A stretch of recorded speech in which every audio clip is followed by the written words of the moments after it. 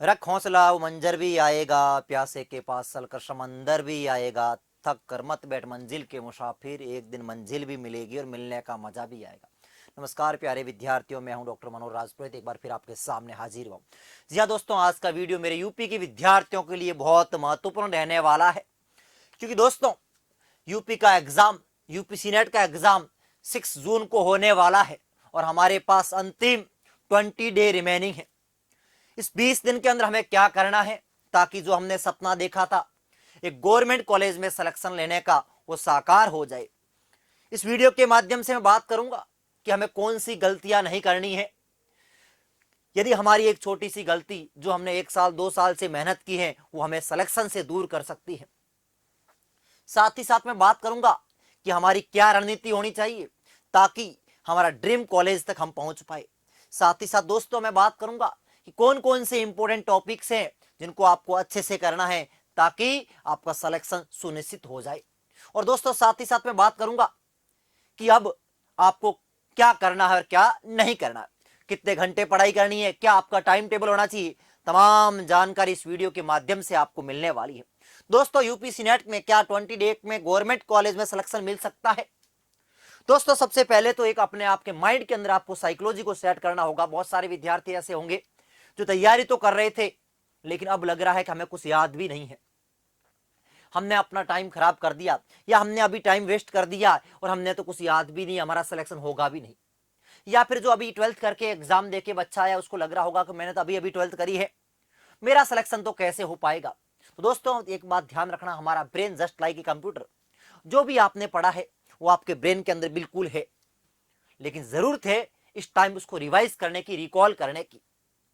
तो जिसने ड्रॉप लेके तैयारी करी है, हमारे साथ अधिकतम बच्चे जुड़े हुए रहते हैं, या XYZ कहीं से भी आपने तैयारी करी है, तो खुद के ऊपर विश्वास रखिए कि जो आपने मेहनत करी है वो आपकी जरूर सफल होगी।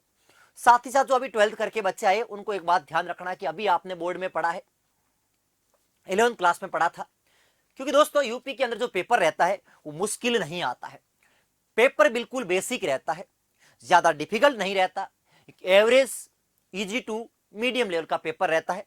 तो घबराने की जरूरत नहीं है, बस आपको इस समय के अंदर अपने आप को रिवाइज करना है और ज्यादा बड़े बड़े प्रश्नों के अंदर नहीं घुसना है, ज्यादा आपको डिफिकल्ट प्रश्नों की ओर नहीं जाना है, क्योंकि दोस्तों वो प्रश्न आपके इस 20 डेज के अंदर आपको मोरल को डाउन करेंगे।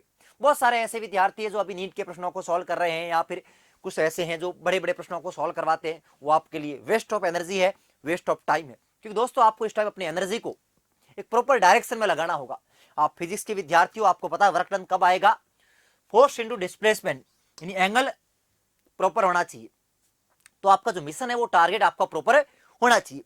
सबसे पहले मैं बात करूं सर शॉर्ट में, तो आपका एग्जाम कब है? 6 जून को है, और आज से मैं बोलूं तो आपके पास 20 दिन का समय है।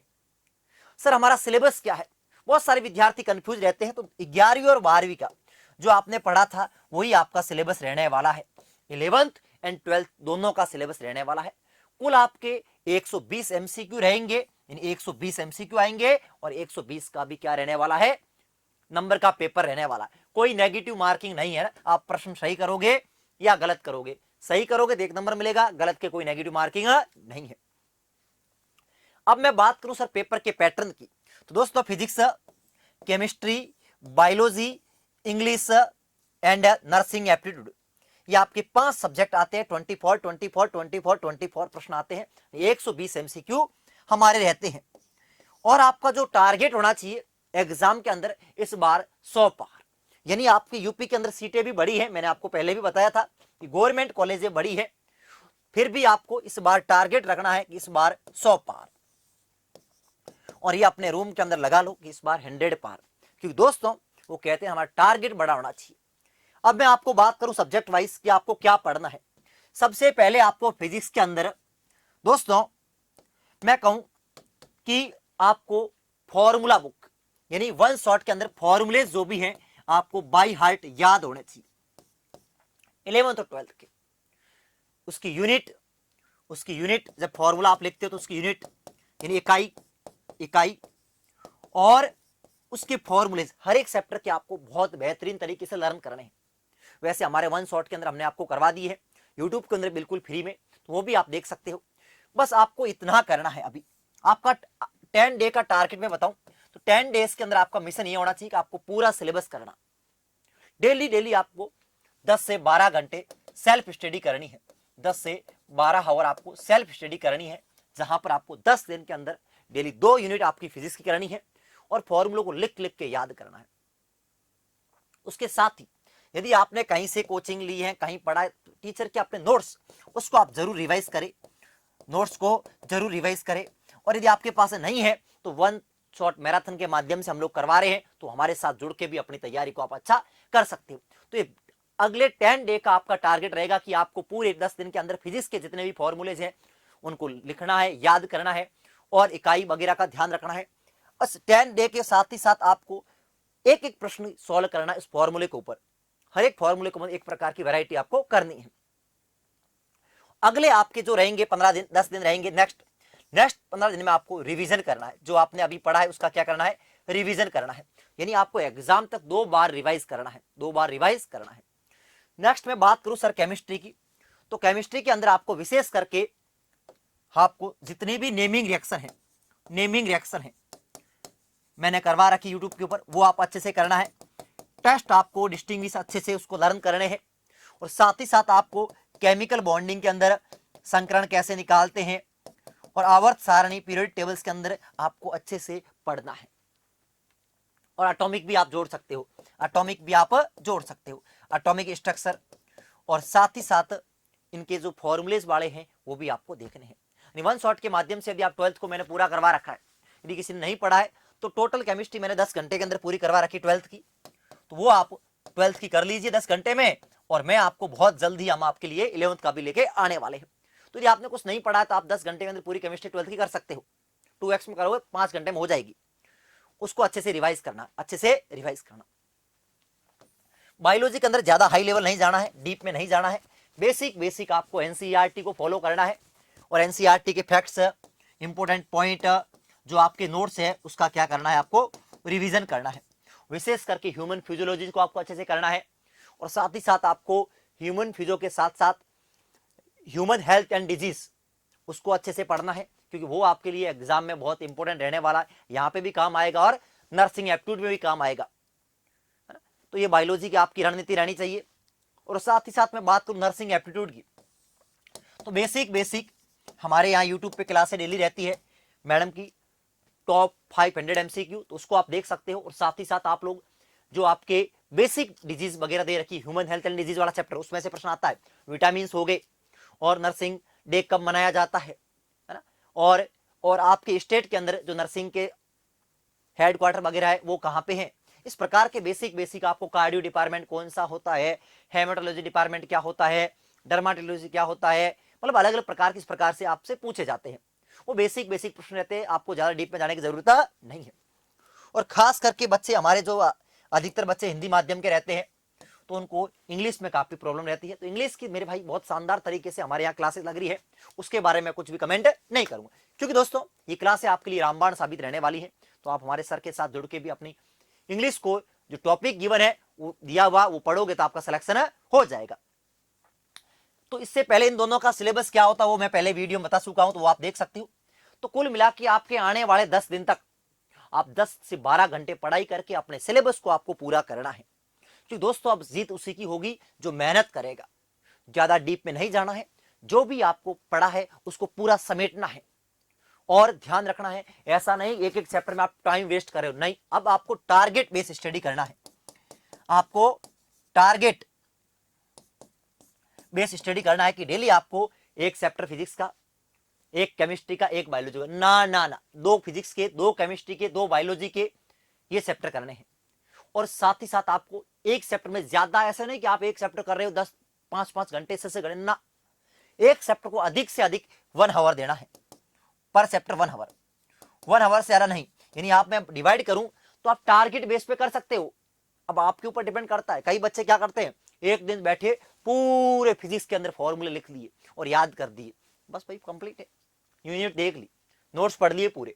कुछ बच्चे घंटे के हिसाब से पढ़ते, या एक दिन बैठे पूरी ऑर्गेनिक की रिएक्शन, नेमिंग रिएक्शन पूरी पढ़ ली, 1 शॉट पूरा देख लिया। वो आपके ऊपर निर्भर करता है कि आप कैसे उसको पढ़ सकते हो। लेकिन मेरा कहने का मतलब ये कि आपको 10 दिन के अंदर यानी 25 तारीख तक आपको सिलेबस पूरा करना है। आज 15 तारीख हो गई, 25 तारीख तक आपको अपना सिलेबस कंप्लीट करना है एक शानदार तरीके से, लाजवाब तरीके से।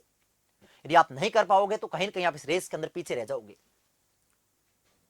डेली अब पढ़ाई, अब आपके मायने में और कुछ भी नहीं है, क्या हो रहा है, कुछ हो रहा है, भाई की शादी, ताऊ के लड़के की शादी, कोई फर्क नहीं पड़ता। अपना अब जो मिशन है वो फिक्स होना चाहिए।